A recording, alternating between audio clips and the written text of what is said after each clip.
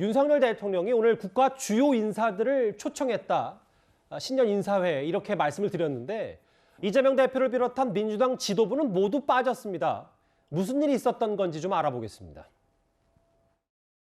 지난 22일 그 행안부로부터 신년 인사에 초청한다고 하는 메일이 저희 대표 메일로 이제 접수가 되었습니다. 오후 2시경 접수가 됐는데 6시까지 회신을 달라고 이렇게 요청이 왔었고요. 저희가 다른 일정이 있어서 오늘 예정되어 있는 이 일정이 있어서 참석이 불가하다는 내용으로 행안부에 이제 회신을 한 바가 있습니다. 다만 좀 안타까운 것은 야당 지도부를 초청하면서 전화 한 통 없이 이메일을 띡 보내고 덜렁 보내는 그런 초대 방식은 좀 이해할 수 없다는 점을 개인적인 의견으로 덧붙입니다. 두 가지 얘기를 민주당 측에서 동시에 했어요. 첫 번째는 이재명 대표는 아까 몰랐다 영상에도 만나봤다시피 난 처음 듣는 얘기다. 그리고 두 번째는 어떻게 이메일만 뜩 보내냐. 형식이 잘못됐다 이런 얘기를 했는데 첫 번째 이재명 대표는 오늘 앞서 화면에도 나왔지만 아니 윤석열 대통령이 여러 사람 인사하는데 저를 오라고 했다고요? 처음 듣는 얘기다. 진짜 처음 듣는 얘기입니까? 만약에 처음 듣는 얘기라면 이건 민주당 내부에 좀 그 소통에 문제가 있는 것이죠. 어쨌든 대통령이 주도하는 신년 인사회에 국가 의전 서열 8위 정도 되거든요. 야당 대표가. 그러는 10부 그 서열 10위 안에 들어는 야당 대표를 초청을 했는데 당사자가 몰랐다. 이것은 이제 민주당 내부의 소통 문제로 볼 수 있는 것이고요. 예. 또 한 가지는 초청을 하는 그 대통령실이나 행정안전부도 굉장히 형식적으로 초청한 것이 아닌가. 국가 의전 서열 8위 정도 되면 직접 정무수석이 하기 그렇다라면 최소한 정무비서관 정도가 대표 비서실장에게 일정을 묻고 이 일정에 좀 참석할 수 있는지 이런 이 성의 표시를 하면서 초청을 하는 것이 관리에 맞는데 예. 천준호 대표 비서실장 얘기에 따르면 22일경에 행안부로부터 이메일로 왔고 2시에 이메일을 보내면서 4시간 이내에 답변해라.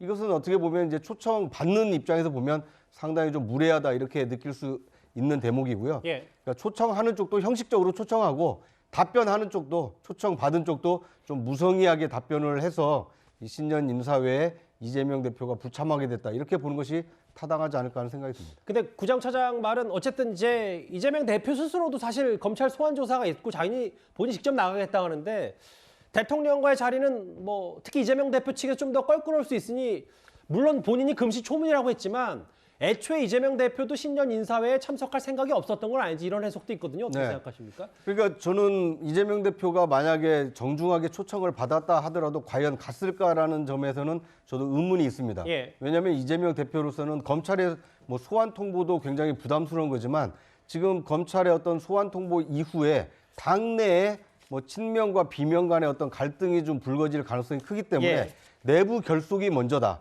그러니까 여야 협치도 중요하지만 일단은 내부 결속에 조금 더 무게중심을 두었을 가능성이 크기 때문에 신년 인사회 여부와 상관없이 아마 신년 일정을 짜면서 김대중, 노무현, 문재인 그 3명의 전직 대통령을 이을 민주당 지도자로서 자신의 어떤 포지션을 먼저 생각했을 가능성이 크기 때문에 아마 신년 인사회를 정중히 초청했어도 이재명 대표가 응했을까? 그 점은 약간 회의적으로 보는 것이 타당하지 않을까 생각이 듭니다. 오늘 새해 벽도 붙었다 이거 갖고 공방이 있었어요. 야당 지도부 초청하면서 어떻게 이메일만 띡 보내는 초대 방식을 이해할 수 없다는 게 민주당 얘기인데 바로 국민의힘에서는 이거 예의하고 관례 따지는 게 좀스럽지 않은가라고 했는데 김지현 의원님은 청와대 정무석 하셨잖아요. 이거 어떻게 좀 바라보십니까? 근데 저게 이제 신년 인사회에 이재명 당대표만 초청한 게 아닐 겁니다. 예. 그리고 이제 제가 정무수석으로 있을 때는 여야 정당 그 대표들을 청와대에 초청해서 대통령과 함께 회담을 한 적이 있거든요. 그 당대표를 초청한다면 예를 들어 정무비서관이 그 당대표 비서실장에게 전화를 해서 예. 언제쯤 시간이 되느냐 사전 조율 작업을 해서 이제 날짜를 정하게 되는데 예. 이것은 지금 날짜가 정해져 있지 않습니까? 예. 신년 인사에. 그리고 야당 대표와 지도부만 초청한 것이 아니고 최소 200명에서 300명 정도 되는 노무현 포함해서. 그 국가 지도자들에게 전부 이제 실무진들이 이런 행사가 있습니다 하고 알려드리고 그에 대해서 초청 수락 여부를 알려달라라는 메일을 보내는 건 지극히 정상적인 그 일정입니다. 다만 그래서 뭐 예를 들어 참석할 수 있다 없다 이런 내용으로 연락이 오면 그러면 이제 그때부터 구체적으로 세부적인 일정 뭐 몇 시에 오실 거냐 그리고 비표는 어떻게 만들 거냐 뭐 그 수행원은 누구냐 이렇게 하는 것이거든요. 그렇기 때문에 왜 야당 대표에게 그냥 메일만 보냈느냐 이런 그 어떤 저 형식을 문제 삼는 것은 저는 그 타당하지는 않다고 봐요. 다만 이제 참석하겠다고 만약에 답변을 했다면 그때부터 이제 정상적인 의전이 진행이 됐겠죠. 그리고 아예 뭐 참석할 의지가 없으니까 곧바로 나는 우리 당에서는 전원 불참하겠다 이런 의지를 보인 것 아니겠습니까? 그렇기 때문에 저는 저 민주당의 반응은 온당치 않다고 생각합니다. 정무석 출신 김지현 의원님의 말씀은 결국은 특정한 날짜를 박아서 이재명 대표만 만나는 뭐 영수회담이면 정무석 불러서 뭐 오고 가서 좀 뭔가 네. 중간에서 가교육하라고 하는데 이게 뭐 1월 2일에 다 예정됐던 신년 인사회를 뭐 이메일 띡 보내는 초대 방식을 이해할 수 없다는 건 그냥 원래 갈 생각이 없었던 거 아니냐 뭐 이 얘기신데. 예.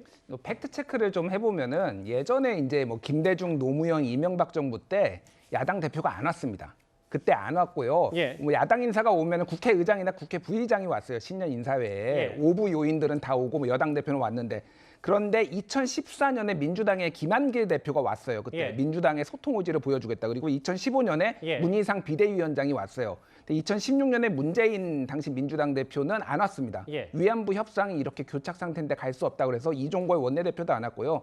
2017년에는 탄핵이라서 없었고요. 예. 2018년에 문재인 대통령 때 그때 자유한국당 홍준표 대표, 국민의당 안철수 대표 그리고 바른정당의 유승민 대표 다 안 왔어요. 예. 대신에 원내대표들만 왔습니다. 그때 정의당의 이제 이정미 대표는 왔었고요. 무슨 말씀인지 알겠는데 만약에 야당에서 아니 지난번에 관례에 따르면 야당 지도부들 안 간 적도 많은데 왜 우리 안 온 거에 대해서 뭐 왈가왈부하냐라는 비판했으면 그 취지가 무슨 말인지 알겠는데 여기는 지금 이제 관례와 예의 얘기를 하고 있으니까 그러니까요. 예, 그 그러니까 얘기를 하고 있는 겁니다. 이런 예. 과정들이 있을 때 이제 어떻게 했느냐라고 하면은 전화 돌려서 이번에 꼭 와주십시오 하는 과정들이 있었는데 예. 이메일 딱 하는 게 이게 마치 문자 해고 통보 같은 거죠. 그러니까 올 테면 너는 뭐 아웃이야 뭐 이런 게 문자 해고처럼 예의가 없어 보이는 것으로 보이는 거고 여야 관계가 경색되면은 알겠습니다. 역대로 안 왔다 이렇게 좀 이해하시면 될 것 무슨 취지는 같습니다. 알겠는데 이게 예, 또 뭐 이번엔 뭐 이메일 얘기가 나왔으니까 야당에서 이 얘기도 짧게 한번 짚어보고 다음 주에 갈까요? 최근 야당에서 표절 아니냐고 했던 게 바로 윤석열 대통령 연하장이었죠.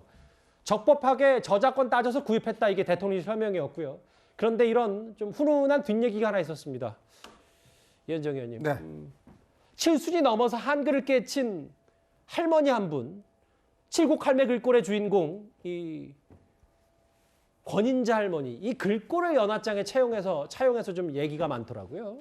참 연하장 가지고 문제 삼는 거는 전 참 제가 봐도 처음 보는 것 같고요. 더군다나 이 업체에서 다른 데로 그쪽에 저작권을 받아서 제작했다는데 그거 가지고 받은 사람이 뭐 이런 거 보냈냐라고 이야기할 정도로 참 관계 자체가 악화되고 있는 것 같습니다. 근데 이번에 연하장을 보면 여러 가지 의미가 있는 것 같습니다. 특히 여기에 보면 이제 글씨체라고 했어요.